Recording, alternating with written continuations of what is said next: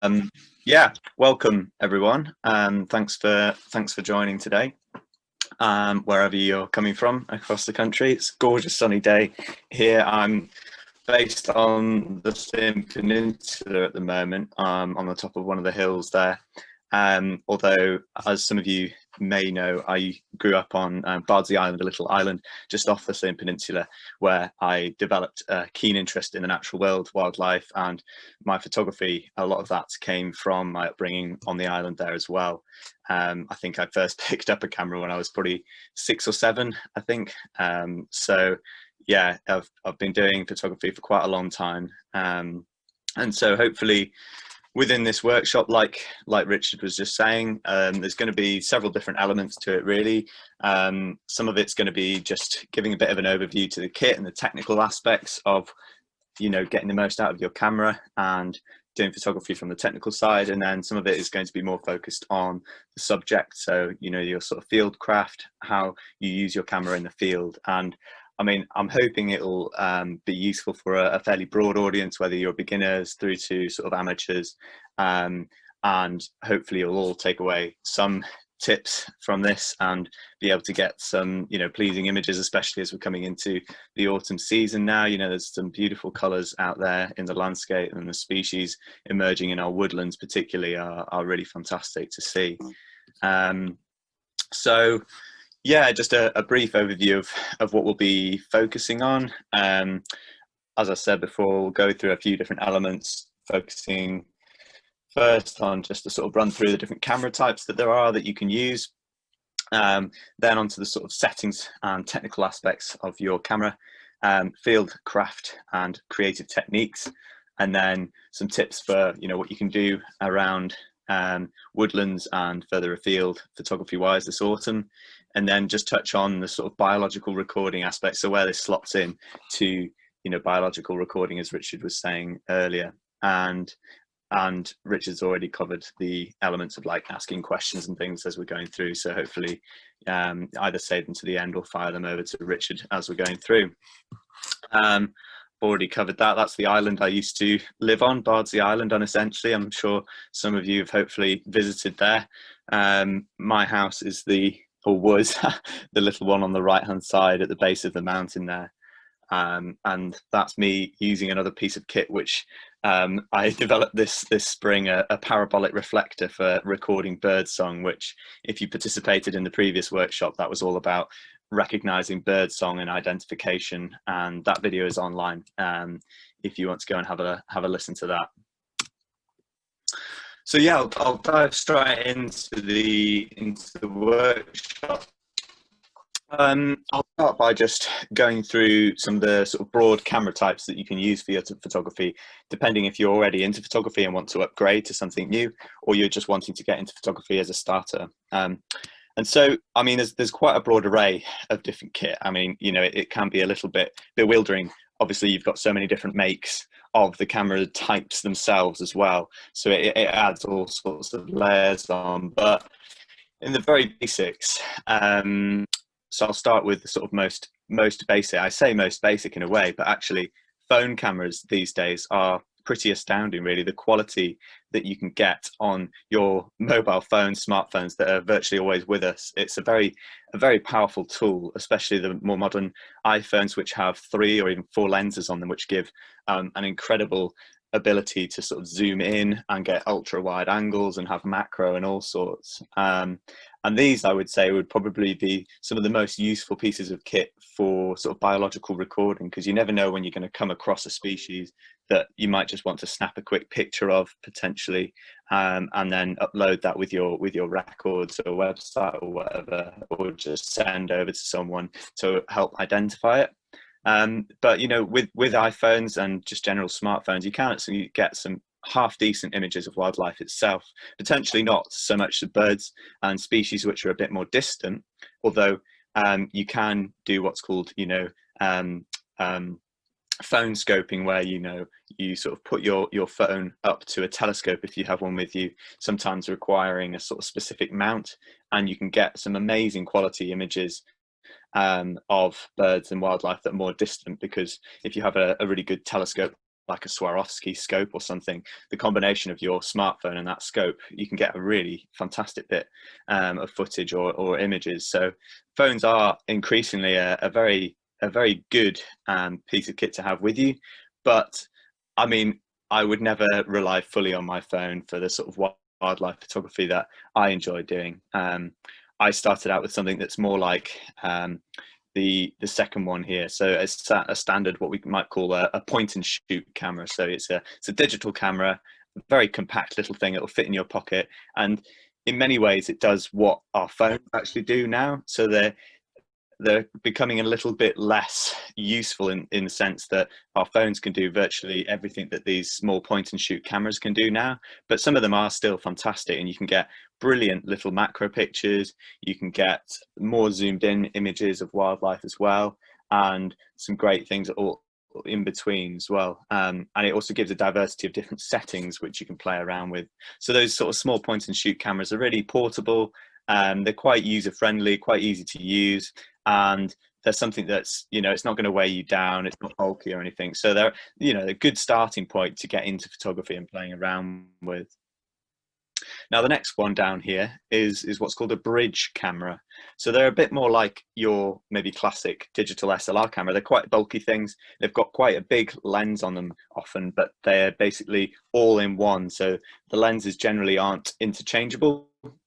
They're a whole component into one, and it's again a digital camera without a moving sensor or mirror, and you can get some fantastic images with these. I would really recommend for someone who's just getting into wildlife photography. Bridge cameras are absolutely brilliant because the zoom capabilities of these using a digital zoom is pretty astounding on some of the kit like this Lumix. You can get some fantastic images of birds, but also zoom all the way out to get landscapes and insects close to you, dragonflies, whatever. They do a very, very versatile.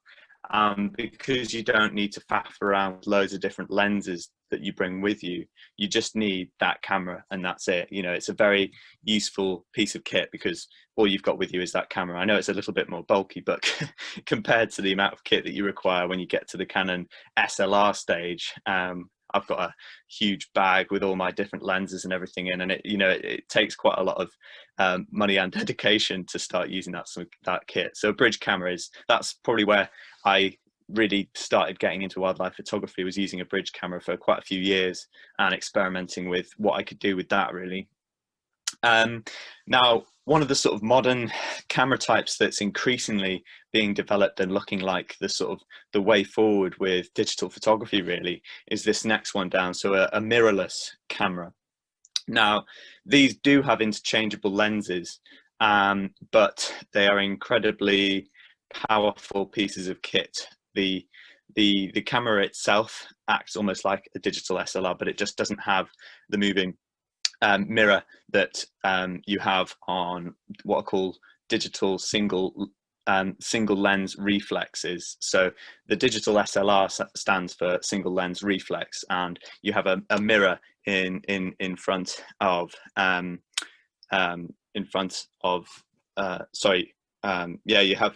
have the mirror which moves down and up and exposes onto the element of the camera, and in contrast to the digital SLRs, you don't have that with the mirrorless cameras.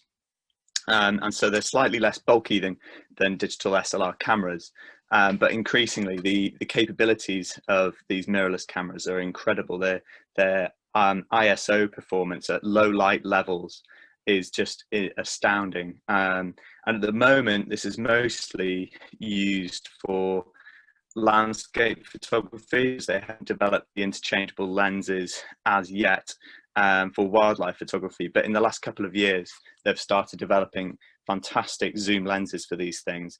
And wildlife photographers who have been using digital SLR kit for many, many years are now starting to jump over to using these cameras. Sony are a very good make, and Canon have just brought out a fantastic one as well, which they're very expensive, and the amount that it costs for the lenses as well is way beyond my budget at the moment. But in the coming years, we'll probably see increasingly wildlife photography going down this mirrorless camera route.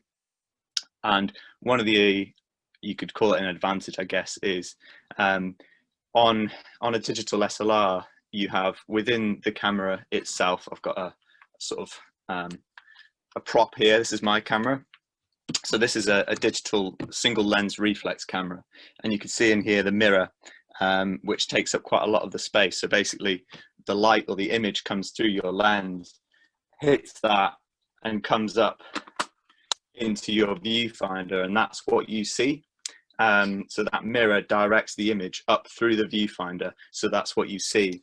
And so when you take the picture, the mirror just moves out of the way, and it basically exposes that into the electronic element of the camera. Now, where with the mirrorless cameras, it doesn't have that. It has what's called an electronic viewfinder. So when you look through this viewfinder, what you see through there is an electronically generated image of that view. And so the advantage of that is you can see what the view looks like with the different exposures that you put onto it. Whereas with this viewfinder on the Canon and the SLR cameras, you just see through the lens, you don't see the different settings and things that you put onto that image. So it's both an advantage and a disadvantage, really. For the single lens reflex cameras, so like the one that I have here, as you can see, you know, they're quite bulky, they're quite heavy, and the big thing that you have either with mirrorless or with digital SLR cameras is interchangeable lenses.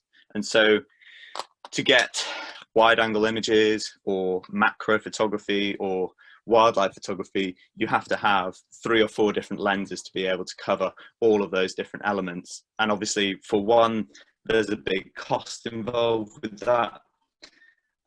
2, you've got to carry all that gear with you, because you never know. Certainly for the photography that I do, I might want to do some macro photography, or I might want to get a picture of a bird when I'm out on a walk. So I've got to carry all that kit with me.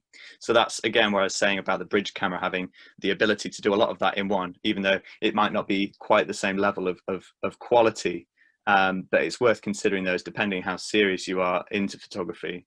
So I use what's called the Canon 5D Mark IV.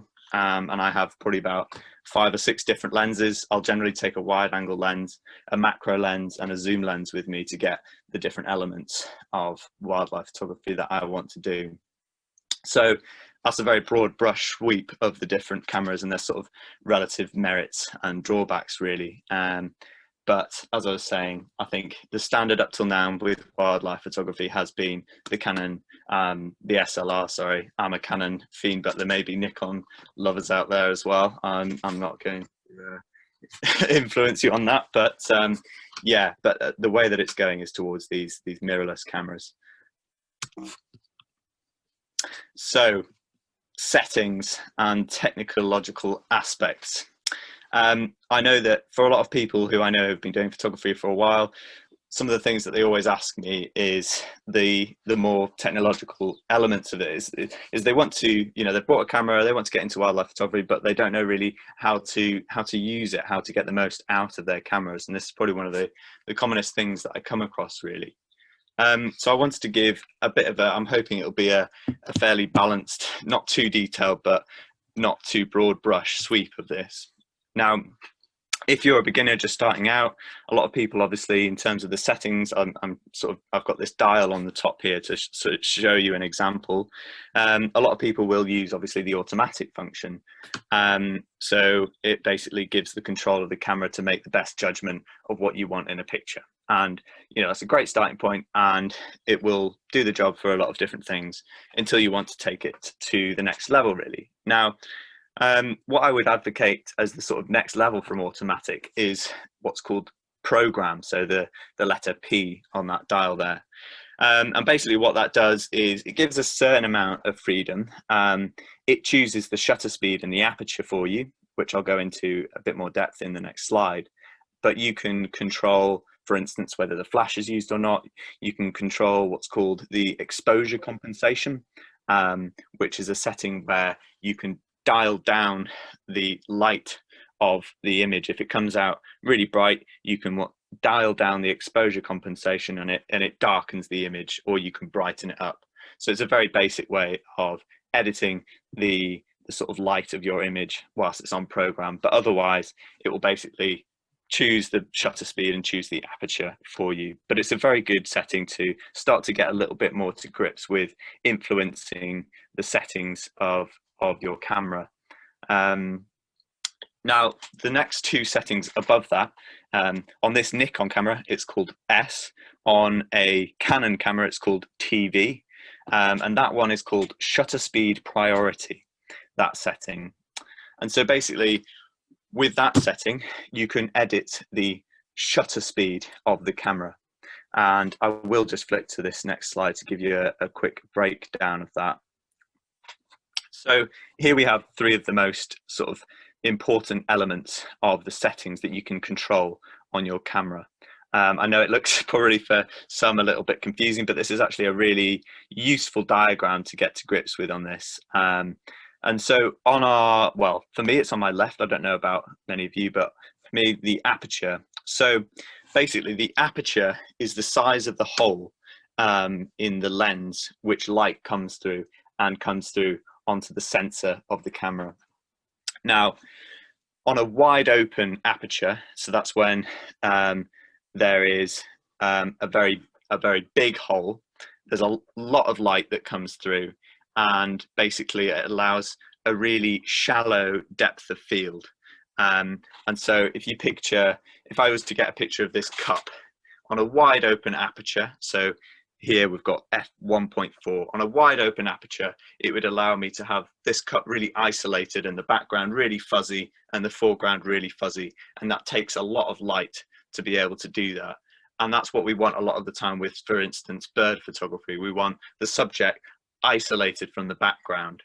And so that's why photographers will often go for these huge lenses which have really low apertures, because with a really telephoto lens, shooting at something called f4, for instance, is a really wide aperture, and it allows, even from a distance, to get that really nice depth of field and the sort of fuzzy background that isolates your subject and gives that really nice sort of dimension to the image. As we creep up the scale of the aperture, basically the hole that the light is let through gets smaller and smaller. So at the other end here, it's something called f-stop 22. A lot of cameras and lenses will do that, but basically it's letting very little light through, and the depth of field is virtually non-existent. Something in the foreground will be almost in focus as much as something in the background, really. And that's useful for landscapes, to try and get everything in focus, and for being a bit more creative and getting sort of water movement through an image, because the actual length of your image is going to be longer, because it takes a longer time to let all that light through to expose the image properly. And you can't really consider aperture separately to the shutter speed of the camera. So at low apertures, at low shutter speeds, at the top end of this scale, basically your subject gets quite blurred, and that corresponds to a really high aperture number. So for instance, a very small hole, not much light can get through, so it takes a longer time to expose the image, therefore your subject is quite blurry and it moves through and gets blurred. And so, as I said before, that's really great for, sort of creative images, if you want sea and river movement through your images, things like that. But generally, that's not what you want for wildlife. You want a really high shutter speed. And again, that's why we always go for generally these lenses which are really wide and let a lot of light in, because it allows you to get a high shutter speed which basically freezes your subject in the frame. So think bird photography in flight, for instance. You would want something at least 1,000th of a second. That's literally, it's taking a picture that lasts 1,000th of a second. It's so quick that mirror and exposes the image is so quick that the subject is frozen. And that means any movement is crisp, so a bird flying through the frame, it'll have all the wings and everything really nice and crisp. So that's great for that sort of thing. And again, if you're taking a picture of an insect or something that's moving along, you want to try and get quite a high shutter speed as well to freeze that in the frame. But these two elements also, of course, depend on light.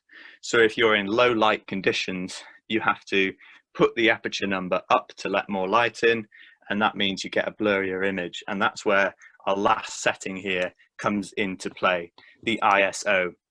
And this number dictates how sensitive the sensor on your camera is to light.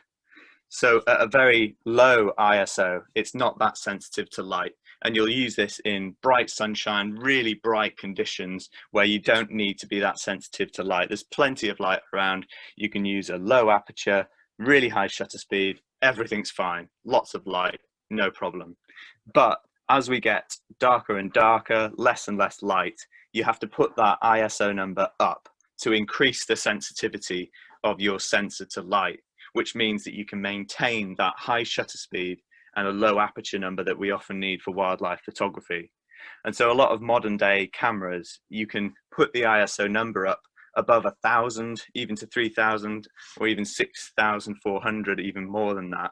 And you can still get quite crisp images, even at low light conditions. Now, as you can probably just about spot in these little images at the bottom, the problem with putting your ISO number really high is that the images start to get what's called really grainy. And you'll notice this particularly when you get the images onto your laptop. You'll have taken something in really low light conditions and put the ISO number right up. But when you get them on the laptop, it's like, ooh, that's really grainy. And that's the sort of compromise, really. So all of the wildlife photography and going into the settings where we're fiddling around with these different elements, it's basically a juggling act that you're doing. You know, you're balancing what you have in terms of the conditions to what you want in terms of the settings to get the most out of your situation, and you're juggling between the settings you need for the conditions, what you want, and not compromising the image quality. So these three settings are really worth playing around with and getting to grips with when you're out in the field and trying to get to grips with your camera. Now, going back to this this slide here, as I was saying before, it makes a bit more sense. Program that setting I was saying to you before, it basically chooses that aperture and shutter speed that matches the setting fairly well for you. Now on this setting, you can change the ISO number depending on how grainy or how not, or how much light and how little light there is. And then on the S setting there, that's the shutter speed priority. So you can set that shutter speed and it'll automatically move the aperture number to help get the right exposure on your image, because you're after a nicely exposed image, lots of light, you know, it looks really nice on your viewfinder. You don't want to edit it too much afterwards. So yeah, the shutter speed, it will choose the aperture number for you. Now, I tend to most of the time use the next setting up here, which is the aperture priority. So that means you choose the aperture and it automatically chooses the shutter speed to match that situation. Now, the advantage of this is a lot of the time, the aperture is one of the key things for wildlife that we're trying to choose, really, because if I've got a bird in front of me perched not too far away, I want to have the aperture relatively low to get that sort of isolated feel, and it will choose the shutter speed for that situation, and I can just adjust the ISO depending how much light there is. I can keep an eye on how fast that shutter speed is, make sure that it's not really going to be blurry and moving around, and use that ISO to adjust that. And so you can play around with these different settings and start to get comfortable with what images look like when you change the shutter speed, when you change the aperture number, all of these different elements. I know it sounds a bit, it's all quite a lot to get to grips with initially, but if you just start playing around with these and using them, you know, you soon get to grips with how they dictate your images, really. And as a basic starting level, I would say go for program, have a play around with that. If you've got, you know, digital SLR cameras. Next level, for virtually all of your slightly more, you know, higher level photography, if you're sort of amateur professional, I go for aperture and for virtually all of my photography. And then if I want to get something specific like a bird in flight, I'll switch it to the shutter speed priority, put a really high shutter speed to capture that and freeze it in the frame. That's the sort of a very broad, quick overview of that. And yeah, do ask if you've got any questions specifically about this. I'll touch a bit more about the practical application of that a bit later. Now, one of the key elements for me that I don't think stressed a lot or enough in wildlife photography a lot of the time is that of the field craft, and the importance of like knowing your subject, knowing your surrounds and the situation to get the most out of your wildlife photography. So this section is going to be focused a bit on field craft and creative techniques as well. I know this image is a little bit blurry, but it sort of typifies the sort of lengths that some of us wildlife photographers will go to get the perfect image, really. And I thought it mirrors something that I enjoy doing, and hide work, you know, building your own hides and trying to be camouflaged so your subject doesn't know that you're there. I haven't quite got to this level yet, but I would absolutely love a floating hide to use on an estuary or a lake. It looks absolutely awesome. Although I wouldn't want a piece of kit that costs 10 grand just floating a few inches above the water. But so fieldcraft. One of the things that is always, of course, worth stressing is that your subject really does, you know, always come first, really, in terms of your disturbance or impact on that subject. It's very important to stress that with photography, it's easy to get a little bit carried away with wanting that perfect image and going to any lengths to get that perfect image. But all good wildlife photographers will always stress that the ethics of wildlife photography, you know, really just being very closely observant on your impact on your surrounds, on other people around you, and also, of course, on your subject. Because there's no pleasure and there's no sort of satisfaction in getting an image where you know that, for instance, it's been disturbed or it wasn't behaving, you know, sort of properly. It's so much nicer to be able to get a species behaving in a very normal, natural way in its natural environment. And what that takes, obviously, is getting to know your subject. So whether it's, you know, insects in a woodland or in a grassland, or birds or mammals, the thing that I really enjoy about photography is that it gives an extra layer on understanding the subjects that you're photographing, essentially, because to get those really great images, you've got to know your subject's behavior a lot of the time quite intimately, or at least it can be an avenue for getting to know it better. So, for example, you know, if you want to know where to photograph deer or foxes and things, you've got to start learning to look at the signs of their trails through grassland, or finding, you know, their scats and things, and you can start to picture, you know, where they're moving through the landscape, where they might be spending a lot of time. You can start waiting in places to anticipate where they come, being really quiet and careful, and just generally starting to play around with that field craft of trying to get to know your subject and get those images as well. And you know, you can just make a start with this, with something, you know, very, very simple, you know, just the birds in your back garden. A lot of us obviously have feeders out, but we can sort of pay closer to attention to their behavior in our garden, you know, where they tend to hang out, the lighting and when that comes up in certain places, and, you know, look at these different elements. But getting to know your subject is one of the probably most important elements of photography when you start getting a bit more into it, because, as I said before, some of the best images that you get are ones where you have a really intimate understanding of their behavior and their biology as well. So you can get those really captivating images of interesting behavior that maybe not a lot of other people get. And as I was saying before, photography is a great way of sort of tuning into your surrounds. You know, if you're looking for specific shots of insects or birds or mammals, you start tuning in and noticing the details around you, which on the one hand means that if you're going out for a walk with someone, you'll probably end up spending about 3 hours walking a kilometre. And so it often doesn't make for very good company if you're really into your photography, as my family are exacerbated with. But it is something that I take a lot of enjoyment about.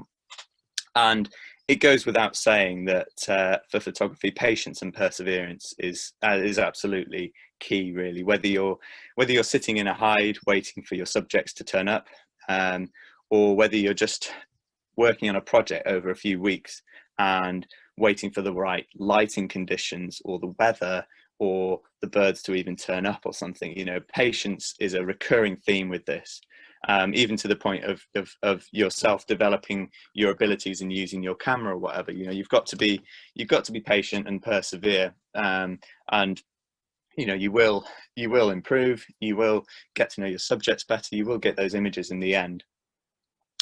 As I was saying before with this hide, you know, camouflage clothing and makeshift hides do make a difference in some situations.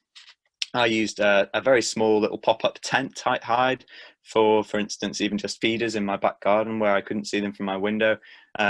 You can alter, for instance, putting a little water table down at low level in amongst sort of autumnal leaves and things. You can put your feeders where you want and then just stick a hide there and sit there and, you know, watch what comes. And if you've got nice perches and things, that's a brilliant way of starting, you know, some of the sort of bird photography, especially in autumn. And then to a different level, if you understand a specific bird that's in your area that continually visits the same sort of area, provided it's not, you know, sort of in the nesting season, you've got to be quite sensitive with that, but you can put up a hide and just sit there and wait for it and watch the behavior and get to know it, as I was saying before. So makeshift hides, you know, can work really well, but you can even just use, you know, sort of slightly more camouflage clothing, even if it's just black and green, for instance. If you're looking for species that might be a bit more sensitive to your presence, it's just being a little bit more, you know, switched on to those sort of things. In urban areas, you know, obviously, you know, species are very much used to people, and so you probably don't need to worry as much about your clothing types. But for ones that are a bit more sensitive, you just got to be careful. And things as well, like if you're looking for birds of prey or grey seals, even sometimes if your silhouette is visible against the sky as you're walking along, you know, they'll be able to see you straight away. So for instance, if you're walking in the mountains and you're looking for bird life that's quite timid, you want to stay down from the very ridges of the mountain where your silhouette is really, really visible, you know, and stay where it's just against the land itself, so that you're not going to be seen as easily. You know, little things like that. That's what fieldcraft is about, and just getting and asking people as well for tips of that sort of thing is really useful, because it often depends on the different species that you're looking for. As I was saying with sort of feeders in your garden, using bait and food is acceptable to a certain degree. At this time of year, getting some nuts and things in a park, if you have one nearby you, for things like jays and stuff, can be fantastic. You know, just put a handful of nuts or something on a post, and if there are jays around, they might well be used to being fed or come down to investigate that. And so I know a lot of friends who, for instance, live in London, and they do this in some of the parks and get amazing images of species like jays and squirrels as well, of course. But yeah, I wanted to branch this out so that it's not just restricted to people who have access to areas, you know, of really nice like woodlands or habitat near them. You know, urban parks and things can offer some great, you know, great opportunities for photography as well. I mean, this is just a couple of examples of sort of, you know, fieldcraft in motion, going through a woodland and, you know, tuning in, hearing a wren singing nearby, waiting patiently, and it pops up onto the branch and sings.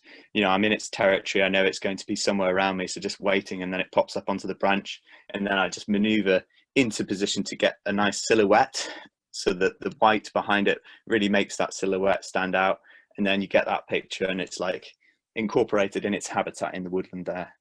And this one on the left, pied hoverfly, I believe, Scavia pyrastri. This is hovering in a woodland, and using my macro lens, sort of maneuver up above it, and there's a small group of them in this little area, and they're all sort of hovering motionless in this little space. And I tried to use a very high shutter speed to capture the wing motion, but even then it's still blurred, and you can see it's a little bit grainy because I had to put the ISO quite high in this dark woodland environment. But the body itself is quite sharp, but the wings are obviously moving. So I wanted to touch a little bit about creative techniques, because whilst we will be sort of touching a bit more on the more sort of tech sort of biological recording scientific side of the photography in a minute, I also wanted to bring a bit of creativity to this, because I'm a big fan of using photography as an art in a sense. You know, it's for me, I love getting images of the natural world, both because wildlife and nature is amazing just in its own form, but you can also be quite artistic with both your technological techniques with the camera and also just your general composition of images as well.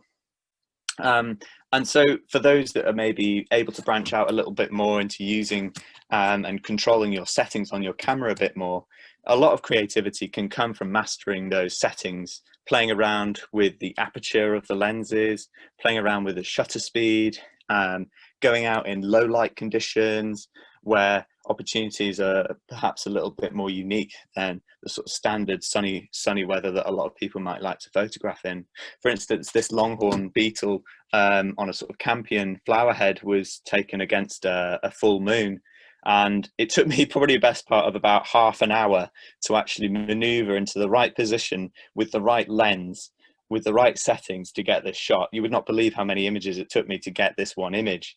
And thankfully the longhorn beetle wasn't going anywhere, but it took me probably quite a long time to maneuver into the right position. I had to get the right lens in place and get the settings right. So, you know, it does take quite a lot, but I love the composition of this with the longhorn just in the right sort of position in the sphere of the moon. So one of the creative things is trying low shutter speeds with, as I was saying before, rivers are a really good one to get the motion of the rivers coming through your images. But what is really nice as well is sort of like flocks of birds sometimes in low light conditions. For instance, flocks of starlings. If you take a low shutter speed, you get the motion of the flock and the individual wing beats and things coming through the image, and it can look really, really nice. And so it's worth playing around with that in certain situations. And then low apertures for things like macro photography. Sometimes you get some amazing patterns in the background when you're taking macro pictures. So you'll have the insect in the foreground, and if you use a really low aperture, you get all sorts of really nice patterns, which is called bokeh in the background, sort of little circles of sort of dappled light sometimes. You can get some really lovely things. One thing that I'm a really big fan of with wildlife photography is actually trying to use wide angle lenses to capture images of birds and insects, because a lot of people will just get the zoom lenses on, which it means you can stay quite a good distance, you get really close up images of them. But what I quite like doing is actually zooming out sometimes. So getting the insect or the species of bird or mammal in its wider surrounds can be really, really nice sometimes, and actually gives it context. It sort of gives it a sense of place, and its place within the habitat and the environment. And sometimes, you know, it might not appeal to a lot of people, but it actually sometimes will take a lot more it'll take a lot more technique to be able to get these images, because sometimes you need to get quite close to your subject to be able to get the background and the subject close enough. So for instance, creeping up on butterflies or dragonflies, they're quite shapely and really colorful species to get. And so if you have your wide angle lens, you need to get crouched really close to get them, and then get the wider landscape in the background. And those sort of images can be really nice. And so this image is a bit of a combination of the two, really. I came across these porcelain mushrooms on a tree during the daytime, and they look nice, but I didn't really get any really nice shots during that time. So I thought I'd go back at night. And so I actually set up my camera on a tripod and took a long exposure during the night time and used my head torch to illuminate the mushrooms from beneath. And then what you get is this effect where you can use the head torch to light up the tree as well. So you have like full control over this setting and the light. So, you know, I probably did about 30 images here using my head torch to paint the light onto the tree in different ways. And this was the image that came out the best, really. And so it was one of those things where, you know, you can play around with both the lighting, the shutter speed, the subject, and getting a wide angle, incorporating it into the wider ecosystem there. And again, this was what I was talking about in terms of that sort of dappling effect when you have a really low shutter speed and your subject maybe is a little bit more distant. So this is actually shooting a buzzard through a sort of sycamore tree, basically. I knew the buzzard was circling behind the tree, and so I used my manual focus on my lens to focus beyond this quite dense, closer covering of leaves to get the buzzard in the background. And then it gives this interesting fuzzy dappled effect of the vegetation in the foreground, which is quite nice. And then it's just taking multiple images as it glides across and getting it in a particularly sort of empty patch of that light there.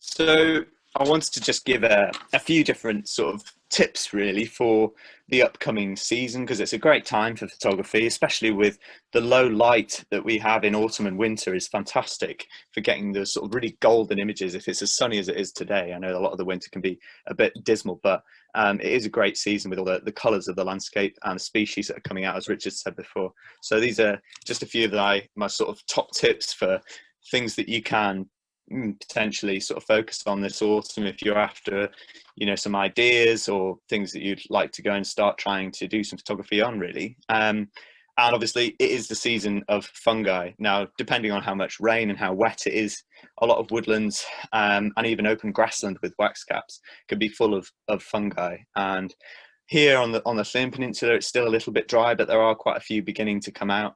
And it's just a great thing to look for when you're, you know, if you have a little patch of wood or something nearby, or even in your garden, having a route around to see what fungi you can get. And the shapes and the colours and the textures and the variation in those is pretty spectacular with fungi. And it's something that can be really nice to get to grips with and focus on for photography. A couple of the challenges with fungi are, because often the interesting elements of them, certainly from a photographer's point of view, the sort of shapes and patterns of the gills, they are often on the underside of fungi. And so, for instance, these ones on this tree used was a bit of tin foil below the tree to reflect the light up against the underside of that mushroom, just to give it a bit of a punch of light. And so you can use something basic like that, or you can use a flash or a sort of just any other source of light to try and add a bit of light into the images.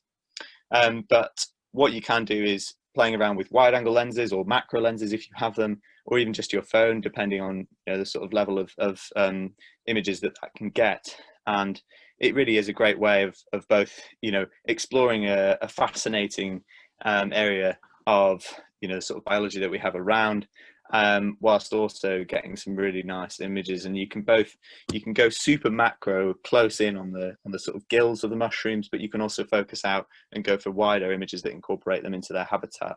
And obviously it's worth bearing in mind when you're doing that to try and get multiple images of the mushroom, of different elements of it and the character of it, so that you can try and identify it afterwards as well, because that's all part of the fun, of course.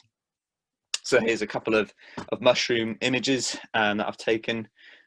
This one on the right is a particularly scarce one. It's called the orange paw fungus, and it's one that we still don't really know the exact global distribution of, and it's potentially a sort of invasive in the UK, but again, we don't really know exactly where it's come from. And this one was just down the road from me here on the Llŷn Peninsula, and was the most northerly record at the time in the whole of the world, actually. Which just shows, when you start looking at groups and things that aren't particularly as well recorded, what you can discover. And it's absolutely beautiful when you look up close. And the amazing thing about this fungus is that it actually contains chemicals which allows it to parasitize on other fungi and mushrooms, actually. And so it can actually be quite damaging to woodlands, because it can impact the mycorrhizal fungi that are associated with the roots and species of trees in that woodland, because it's got those chemicals that can actually sort of kill other fungi. So it's quite a remarkable thing, really. This image on the left is again of a little cluster of porcelain fungi, and I wanted to get the sun in the background coming through the woodland canopy, and so maneuvered into the right place and put quite a low aperture on my lens so that I could isolate these little mushrooms on the branch in front. And so it's sort of combining a sort of slightly more creative technique than just getting a close-up of the mushrooms themselves. But this is a fascinating group, a really cool one to focus on this autumn, if you have somewhere that's, you know, appropriate for that sort of thing close by. And this is something, turkey tail fungus, an amazing one, a very common one that you can find all across the country really, and you'll find it on little piles of dead wood, both oak, beech, all manner of broadleaf trees really. And this one was photographed in the Celtic rainforest itself, down in a woodland near Llanelch, which isn't too far from Dolgellau, and sorry, Trawsfynydd even. And you can see the amount of mosses and lichens in this image on this fallen, I think it was an oak branch, but it's hard to tell because the bark is so covered in these epiphytes and fungi that you can barely see what it is. But again, the shapes and the colours of these things are spectacular. And this one was nice to include with the wider habitat of the Celtic rainforest, because it is so rich in these species that feed on deadwood as well. A second one that is a great thing to focus on, particularly in North Wales and Wales in generally, is our rivers, particularly where they flow through woodland environments, because you get this lovely contrast between the colourful leaves of autumn whilst also having running water coming through the images. And this is where you can really start to experiment with your shutter speeds. So if you get a very basic tripod, potentially is quite useful.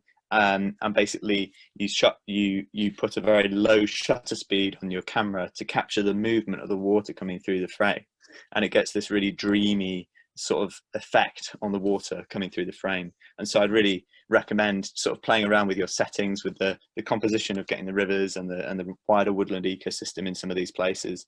And I'm sure you can find small rivers or larger ones near you where you live potentially.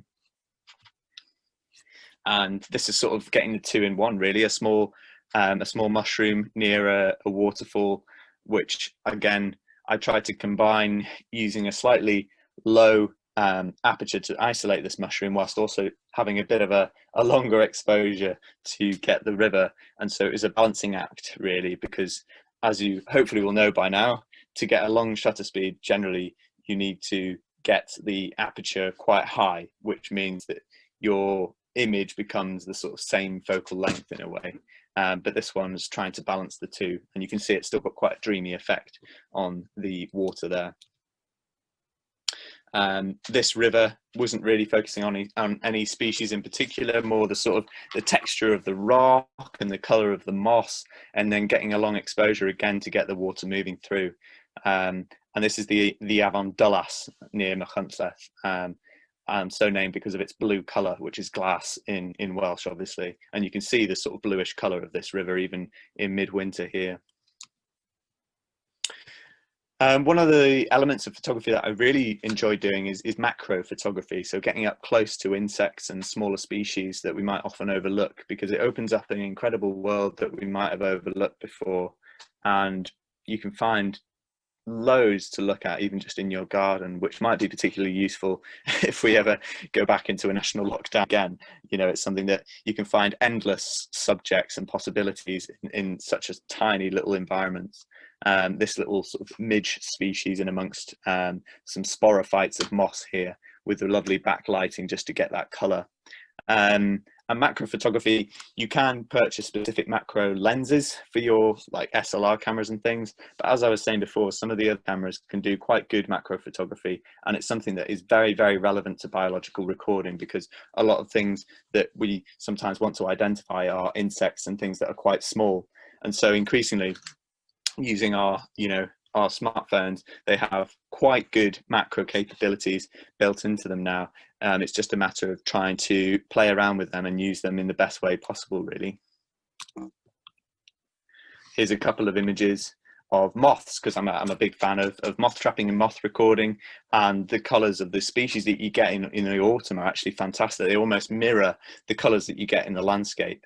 So on the left here, on a little birch leaf, we have a sallow, a really nice noctuid moth, and then on the right we have a canary-shouldered thorn, which are these beautiful species which are relatively common, and they have an incredible sort of feathered antennae, bipectinate antennae, and from the front ways with a really close macro lens you can get that incredible element of the moth from that slightly different angle, again thinking a little bit more creatively.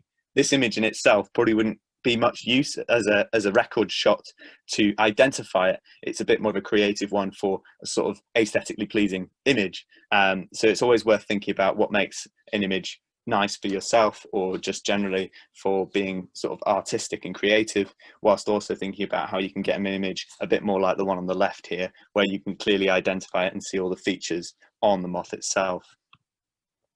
And again, this one here of a hazel leaf and some sycamore leaves in the frost. As we come into winter time, it will be something that hopefully we'll be able to do as well, because I love taking images of frost and ice and snow, because the patterns and the textures and things that you get are absolutely spectacular, especially when you take a bit of a sort of closer look into them, really.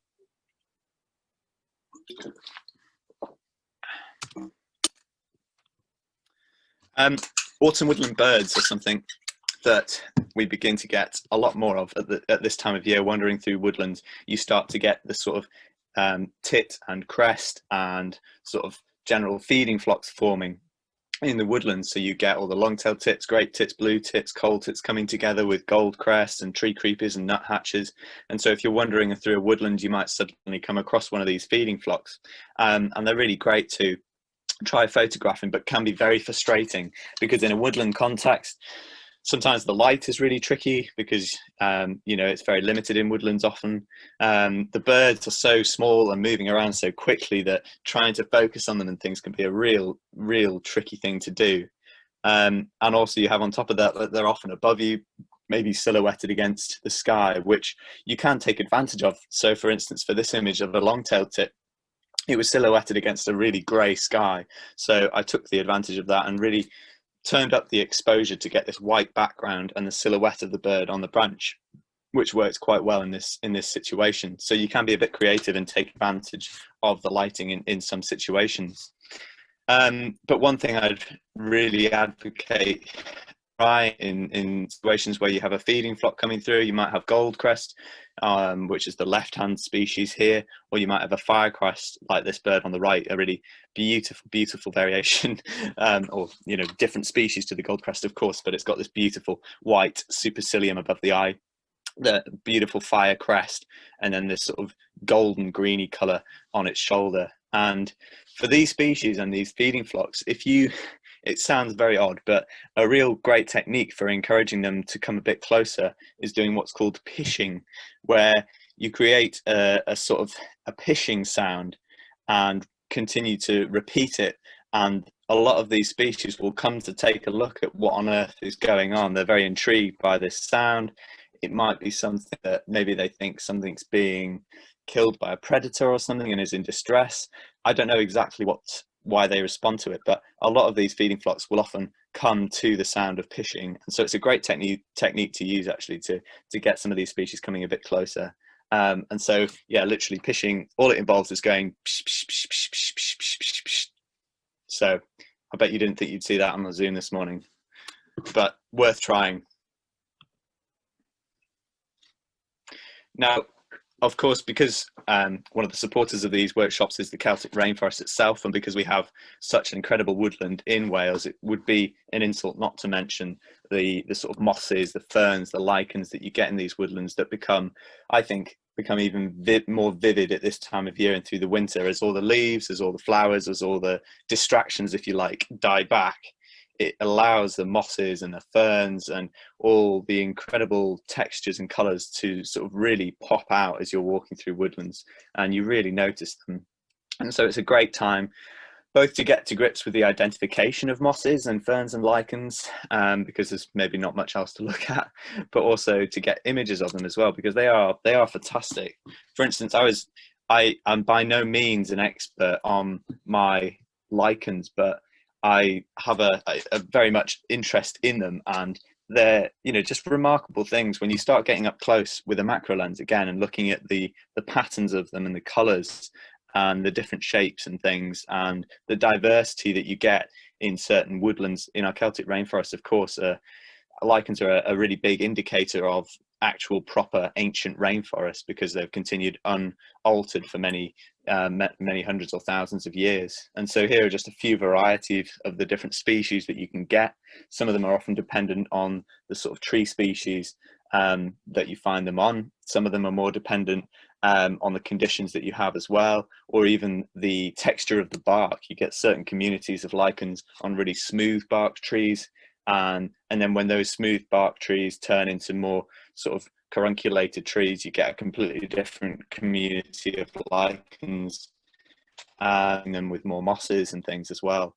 And so it's, again, it really connects you to the habitat and the ecosystem and the sort of indicators that make that such an incredible place. And so if you have, again, a woodland nearby or something, you can start taking a look at the lichens and mosses through the winter season, try and get images that allow you to identify them as well, of course. This one in the middle here is one of the script lichens, because it looks like little squiggles of writing. I think this one might be Graphis scripta, but I think it might be a slightly different one. There's quite a few different ones that are very similar.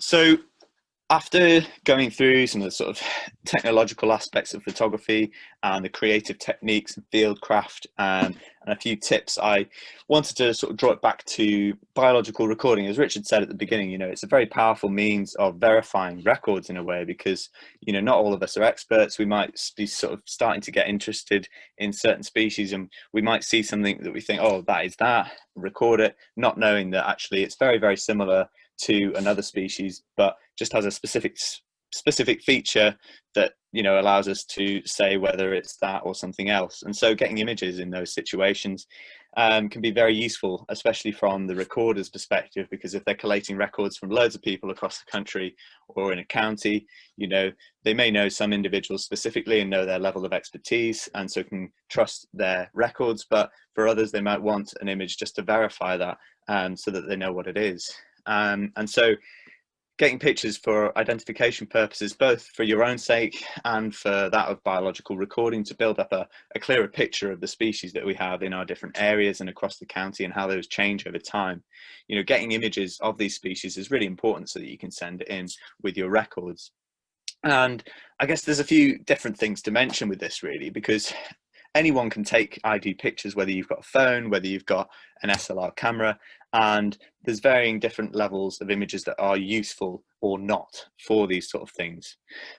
So for instance, to go back to my moth examples, this one on the top, it would be very hard to identify that off the cuff if you didn't know your moths very well. All you can see are its antennae. It's very cool. Those feather antennae are amazing, but you might not necessarily know that's a peppered moth, because you can't see any of the markings, the shape, the size, the color of the moth. All you can see are its antennae and a big fluffy face, which is brilliant. I love that image, but it doesn't tell you much about the insect itself.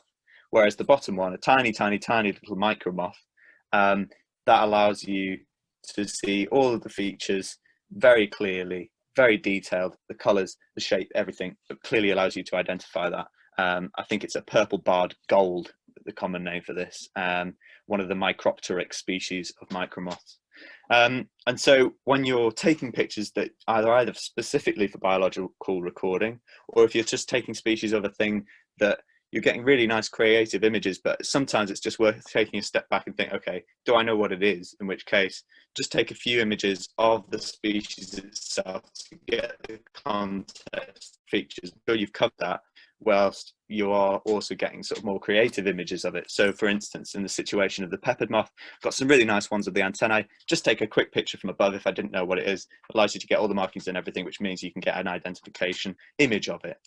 It doesn't take much sometimes, but it's also worth bearing in mind that different species groups, for instance, spiders, mosses, ferns, micromoths, whatever it is, different groups of species have different features that are usually quite useful to get specifically within an image. So for instance, for ferns, a lot of the identification sometimes will come onto the spores on the underside of the fronds, and so you wouldn't think to photograph that. Even if you're photographing the entire fern and even the upper side of the fronds, you might not necessarily know to take pictures or look closely at the spores on the underside without knowing that you need to get that. So sometimes it takes a little bit of knowledge of the species group itself in knowing what to photograph to get a useful ID image really.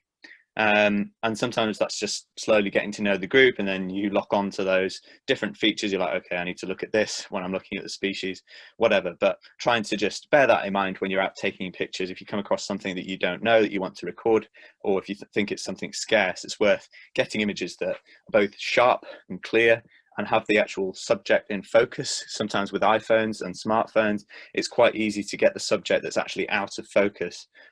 For instance, if you're getting something on a branch or a tiny little grass head or a stick, often the camera will not automatically focus on that head. It will focus on the background because it's the bigger thing in that image. So what I do sometimes, if I'm just trying to get an ID picture, what I'll do is I'll have my hand immediately behind the subject, and I'll use my smartphone then to focus on my hand, and then take the picture. I'll take my hand away maybe, and it will be focused on that subject that was lying on my hand, because it focuses on that same plane of field. So that's quite a useful way. Sometimes if it literally is like a grass head or a tiny little flower or something, it's quite useful to do that. And of course you want to note the sort of location, date, time, and all that if you're really taking the record. Although sometimes, increasingly, you know, GPS coordinates for our images are embedded within the metadata of images themselves. So yeah, so it's just worth bearing that in mind when you're out and about taking images, whatever it may be, because it's a really useful way of taking your photography beyond just appreciating the habitat and species that you're photographing. You can make it also useful in recording what you see and building up that picture. So I've pretty much covered everything, hopefully doing okay for time. Yeah,